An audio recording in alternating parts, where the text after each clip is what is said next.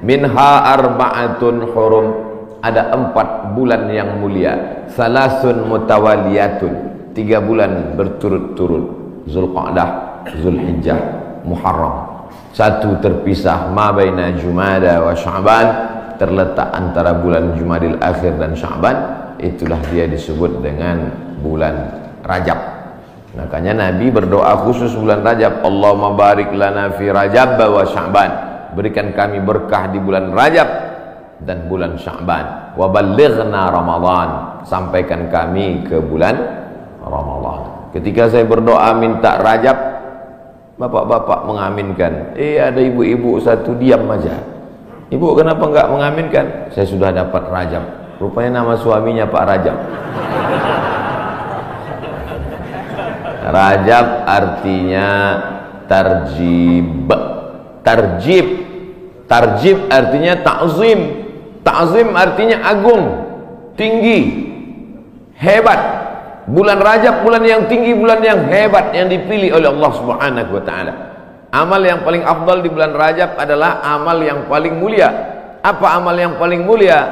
As-shawmu li wa ana ajzi bihi. Puasamu itu untukku, aku yang memberi balasannya. Maka paling afdal, paling bagus bulan Rajab ini adalah puasa. Dan hari ini kita jatuh pada hari Kamis. Siapa yang puasa hari ini, maka dia dapat 3. Saya niat puasa qadha hari ini, kata ibu, kata bapak, otomatis dia dapat 3. 1, qadhanya lunas. 2, dapat pahala puasa Kamis. 3, dapat pahala puasa sunat Rajab. Saya tak bisa Pak Ustadz. Kenapa? Tadi enggak niat. Kamis depan, mudah-mudahan masih hidup.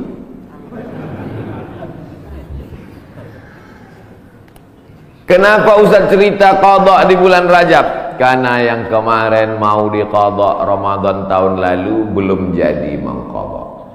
Faman kana minkum maridan, siapa yang sakit, au ala safarin, atau musafir, fa iddatum min ayyamin ukhar, ganti di hari yang lain. Ramadan kemarin ada tinggal puasanya, ketika mau diganti di bulan Syawal tidak jadi. Pernah pas mau diganti tidak jadi. Kenapa? Kue hari raya nggak habis-habis. Mau diganti di bulan Zulqa'dah tak sempat. Di bulan Zulhijjah mau diganti, daging kurban tak habis-habis. Kaki sapi 1 ekor dalam freezer. Akhirnya inilah kesempatan paling hebat kalau mau mengganti puasa. Tapi kalau cerita masalah ganti puasa pasti ingatnya ibu-ibu. Karena yang hamil ibu-ibu, yang menyusukan anak ibu-ibu. Makanya Ustadz selalu mengatakan ibu-ibu, kalau mau ganti bulan puasa yang tinggal kemarin, bagusnya di bulan Rajab. Dia tak tahu ibu itu memang puasanya tinggal 7 hari, suaminya 17 hari. Ternyata bapak-bapak juga punya hutang puasa.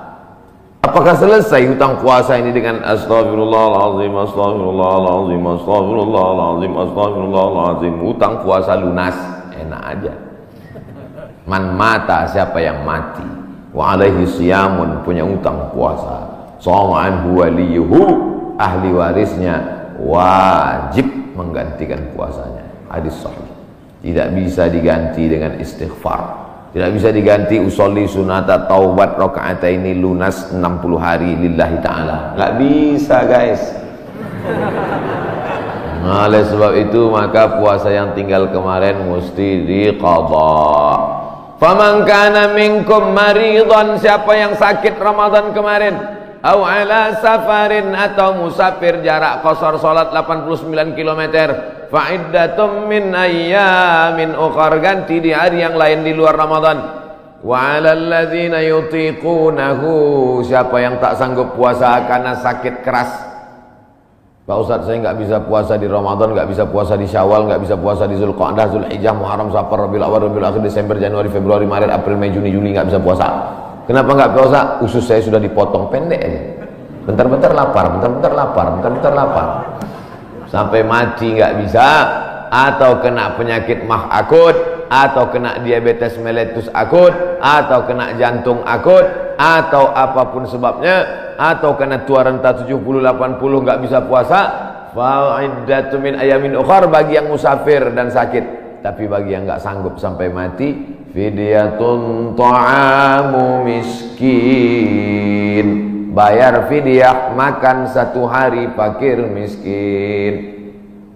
Bagaimana dengan perempuan hamil dan menyusukan anak? Masuk yang mana dia? Kalau dia musafir, sakit, ganti. Kalau sakit keras, tua renta, bayar fidyah. Perempuan yang hamil dan menyusukan anak tidak disebut dalam ayat ini, maka ulama berijtihad. Lain kepala, lain isinya. Rambut sama hitam, isinya macam-macam. Perempuan yang hamil dan menyusukan anak, 3 mazhab ulama. Mazhab yang pertama, menurut Imam Abu Hanifah, mazhab Hanafi, hanya mengqadha saja. Jadi kalau ada ustadz mengatakan ibu-ibu yang hamil menyusukan anak tinggal puasanya qadha saja, itu berarti mazhab Hanafi. Sedangkan mazhab Abdullah bin Abbas mengatakan bayar fidyah saja. Ibu pilih yang mana? Mau qadha aja atau bayar fidyah? Saya qadha aja Pak Ustaz. Saya kalau keluar duit nih malas. Ibu pilih mana? Saya nggak tahan lapar Pak Ustaz. Mau bawanya mau ngemil ngunyah aja. Jadi saya bayar aja. Yang mau qadha saja mazhab Hanafi. Yang bayar fidyah saja pendapat Abdullah bin Abbas. Mazhab Syafi'i yang mana? Mazhab Syafi'i lihat dulu dia tak puasa karena apa.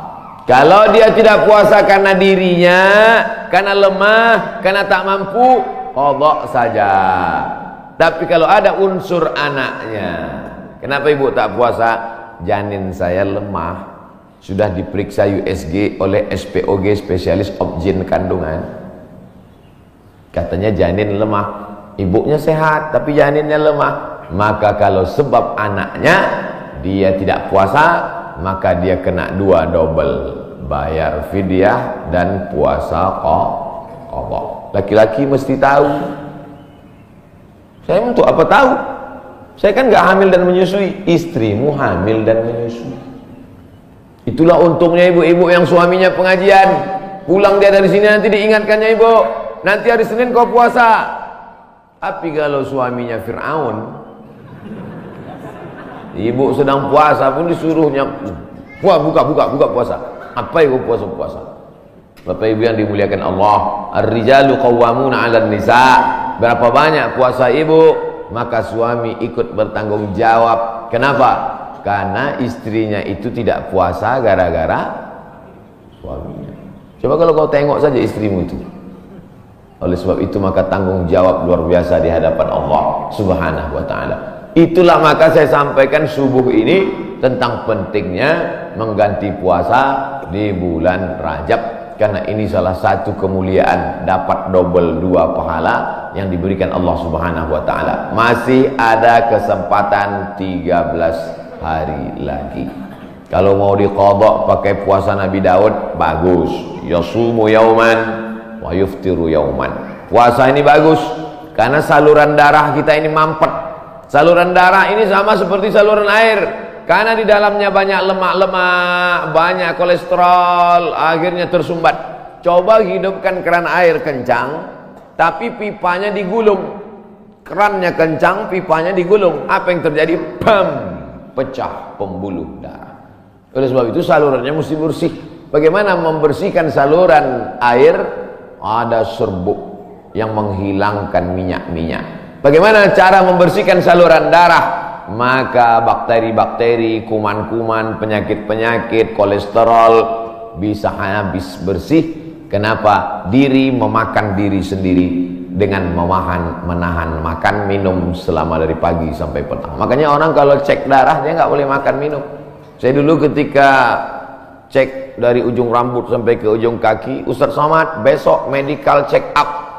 Datang jam 10 pagi ke rumah sakit. Baik Pak Dokter, tapi syarat darahnya harus bersih. Gimana cara membersihkan darah Pak Dokter? Dari pagi sampai cek darah, jangan makan berat. Jangan sampai masuk nasi uduk, ayam penyet, ayam patah, ayam mati, ayam supaya darahnya bersih. Baru saya paham, rupanya membersihkan darah dengan tidak memasukkan makanan.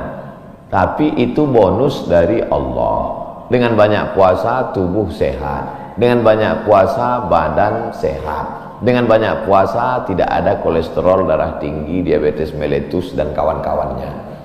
Dengan banyak puasa, banyak perempuan-perempuan sekarang rajin puasa, niatnya bukan lillahi ta'ala, diet ta'ala. Itu diet, itu bonusnya, hadiah dari Allah Subhanahu wa taala.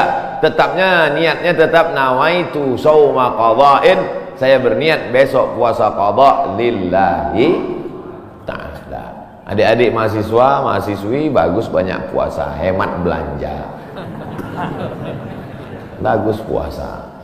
Wa antasumu khairul lakum, dengan banyak puasa itu lebih baik bagimu, begitu kata Allah Subhanahu wa taala.